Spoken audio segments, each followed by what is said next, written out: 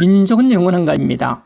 일찍이 백범 김구 선생은 철학도 변하고 정치, 경제, 학설도 일시적이지만 민족의 혈통은 영구적이다라고 하면서 혈통적인 민족만은 영원히 성세 흥망의 공동 운명이라고 주장했습니다. 김구 선생에 따르자면 우리 한민족은 혈통의 순수성 때문에 운명을 같이 할 수밖에 없는 운명 공동체라는 것입니다. 이렇게 백범은 민족의 기준으로 피를 일방적으로 강조하면서 피 때문에 운명 공동체 의식이 생겼다라고 주장을 하고 있습니다. 그런데 민족의 혈통이 영구적일까요? 역사적으로 피가 섞이지 않았다라는 근거가 있을까요? 사실은 전혀 그렇지 않습니다. 우리 한민족이 진공 상태에서 살아온 것도 아닌데 피가 섞였다라는 것은 너무 당연합니다. 물론 우리나라는 삼면이 바다인 반도국이어서 상대적으로 피가 덜 섞였다라고 말을 할 수는 있을 것 같습니다. 그러나 중국 진안교체기에 이만이 넘어와 고조선의 왕이 되었듯이 중국과 한반도에서 정치적 격변이 있을 때마다 끊임없는 인구 변동이 있어 왔습니다. 또 정근대 시대 전쟁이 특히 문제인데요. 강개토 대왕의 만주 정복 과정에서도 발해의 말갈족 복속 과정에서도 그리고 정근대 시대의 거의 1000번에 이르는 외세의 침략을 당하는 과정에서도 피가 섞일 수밖에 없었습니다. 이렇게 볼 때 김구가 말한 민족 혈통의 영구성은 상상 속에서만 가능하지 결코 현실에서 존재할 수가 없습니다. 이는 과학적으로도 확인 가능한데요. 유전자 분석의 결과 한민족은 대략 북방계 70%와 남방계 30%의 잡종으로 나오고 있습니다. 따라서 반만년 단일 민족이라는 말은 진실이 아니고 나중에 만들어낸 상상에 불과합니다. 요컨대 피의 순수성으로 민족의 영속성을 주장하는 백범의 견해에 동의할 수가 없습니다. 피만으로 따진다면 우리 한민족은 북방계와 남방계로 갈라져 있기 때문에 단일 민족이라고 말할 수 없습니다. 철학도 변하고 정치, 경제, 학설도 일시적이지만 민족의 혈통은 영구적이라는 백범의 주장이 얼마나 허망한지를 알 수 있습니다. 더구나 최근 신혼부부 중 다문화 가정의 비율이 10% 정도에 이르고 있고 앞으로 더 증가할 것이 예상되는 현실을 생각해 볼 때 민족의 기준을 혈연으로 정하는 것은 시대에 뒤떨어졌다라고 볼 수밖에 없습니다. 이제 다음으로 민족의 주관적 요소인 민족의식에 대해서 살펴보겠습니다. 백범은 단순하게 혈통의 순수성으로부터 운명공동체 의식을 이끌어내고 있는데요.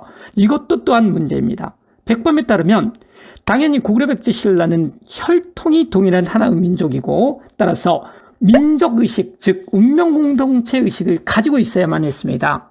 그런데 백범의 생각처럼 삼국의 사람들이 하나의 민족이라는 운명공동체 의식을 가지고 있었을까요?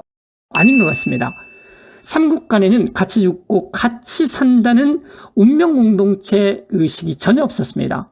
오히려 상대를 죽여야만 자기가 살 수 있다고 생각을 했습니다. 그래서 신라가 위기에 처하자 당나라 연합하여 고구려와 백제를 무력으로 정복할 수 있었습니다. 지금의 우리의 관점에서 신라와 당나라의 연합을 민족을 배신한 행동이라고 평가하는 것은 반역사적입니다.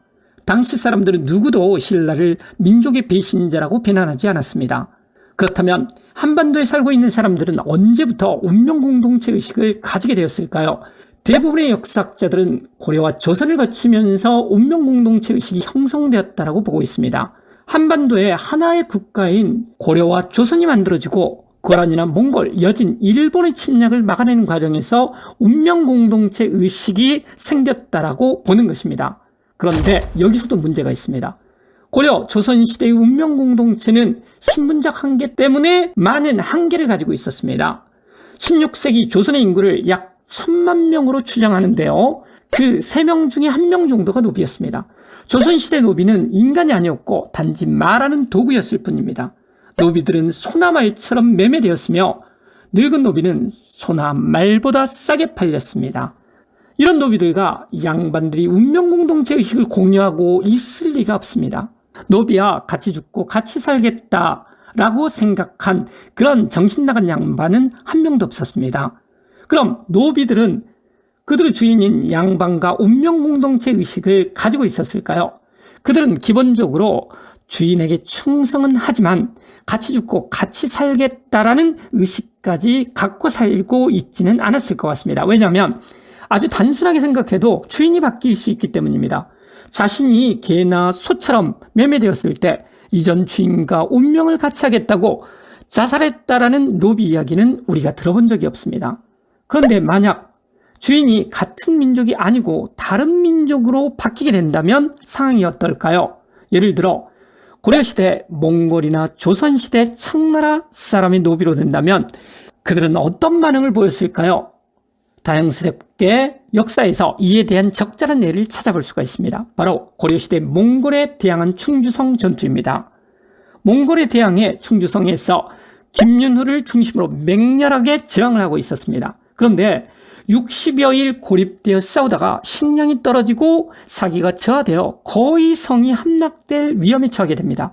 이때 김윤후는 노비 호족을 불사르면서 노비에게 포기하지 말고 결사항전할 것을 호소하게 됩니다. 이에 노비들이 죽기를 각오하고 싸워 결국 성을 지켜낼 수 있었습니다. 여기서 우리는 중요한 한 가지 사실을 알게 됩니다. 노비들이 노비 문서를 불사르니까 힘을 내어서 싸웠다라는 점 말입니다. 노비 입장에서 생각해 보면 고려가 몽골의 망해 식민지가 된다고 해도 별로 달라질 게 없습니다. 고려의 밑에서 노비 생활을 하는 것이나 몽골인을 주인으로 섬기면서 사는 것이나 마찬가지일 것이기 때문입니다. 따라서 노비는 죽기를 각오하고 몽골에 싸울 필요성을 거의 느끼지 못했을 것입니다. 적당히 싸우는 척하다가 항복해서 몽골인 밑에서 노비로 사는 편이 민족을 위해 죽는 것보다 훨씬 가치 있다고 여겼을 것입니다. 조선시대 노비도 또한 마찬가지였을 것입니다. 그런데 지금 우리의 입장에서 고려시대나 조선시대의 노비들이 민족의식이 부족했다라고 비난하는 것은 전혀 무의미합니다. 그들은 민족 공동체 성원으로서 권리가 전혀 없었습니다. 그들은 단지 말하는 도구로 취급받았기 때문에 국가나 민족에 대한 충성심을 기대하기 어려웠습니다. 권리가 없는데 의무만을 강요하는 것은 염치 없는 짓입니다.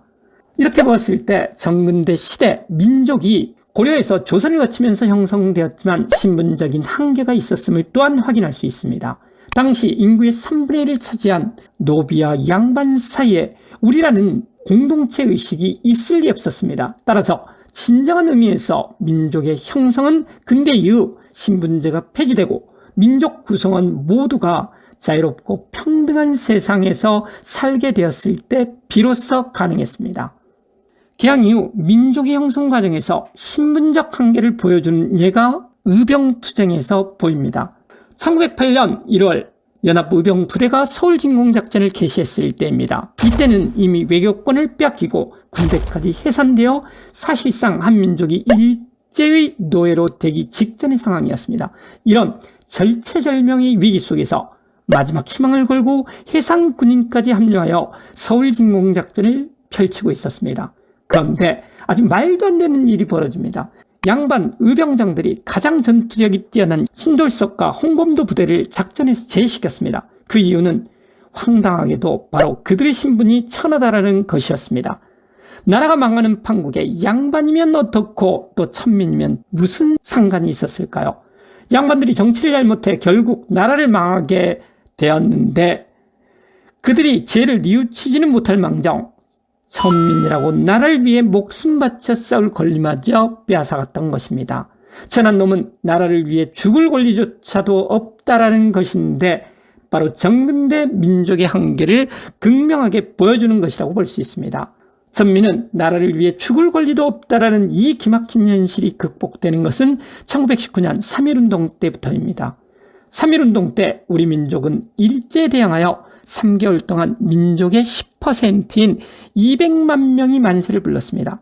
이때는 양반, 평민, 천민, 남녀노소 가리지 않고 모두가 만세운동에 참여할 수 있었습니다. 천민이라고 만세를 부르지 못하게 하는 일은 더 이상 없었습니다. 이때에서야 비로소 동포, 즉 단어 그대로의 의미인 어머니에게서 같은 탯줄을 나누었다는 의식이 싹트게 되었습니다. 비로소 신분적인 한계를 넘어 완전한 민족이 형성된 것입니다. 지금까지 백범이 말한 민족이 변치 않는 혈연 공동체이기 때문에 운명 공동체 의식이 생겼다라는 주장이 역사적으로도 과학적으로도 전혀 근거 없다라는 점에 대해서 살펴봤습니다. 역사에서 변치 않는 것은 아무것도 없습니다.